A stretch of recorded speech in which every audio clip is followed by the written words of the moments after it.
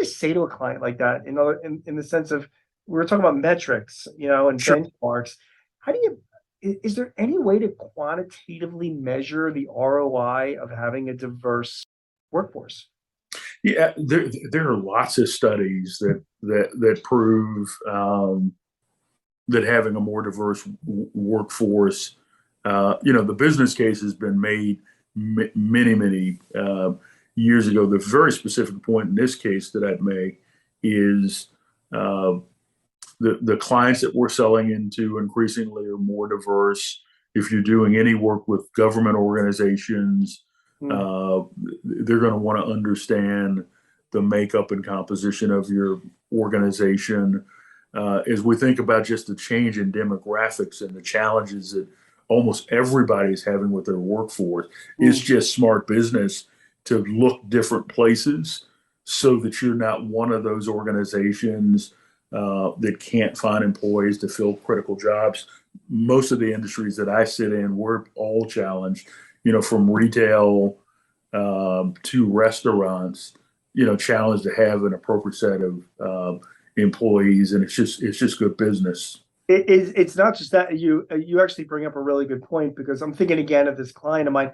They have some large corporate customers and they also do some work for the government. And they are and will be asked even more about the demographic makeup of their workforce because these corporate customers have their own goals to work with Sure. suppliers. And a And, part of your goals is going to be your supply chain. yeah, that's right. And you mentioned this in the book about making sure that your own supply chain is diverse. But if I'm talking to this client of mine, I could say, guys, you talk about ROI, you could be missing out on projects and jobs from some of these larger customers Sure. who may have an issue because your company is not, racially diverse enough.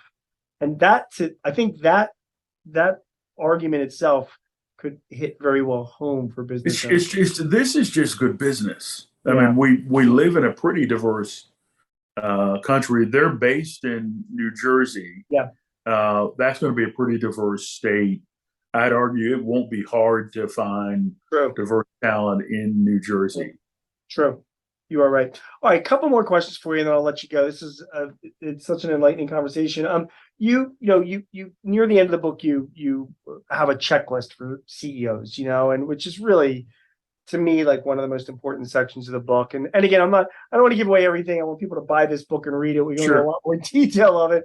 But just a couple things on this checklist I just had to ask you some questions about. Like, for example, one of the things that you say is to develop your personal strategy and style for discussing race, racism, and diversity, including the terminology you're going to use. Okay.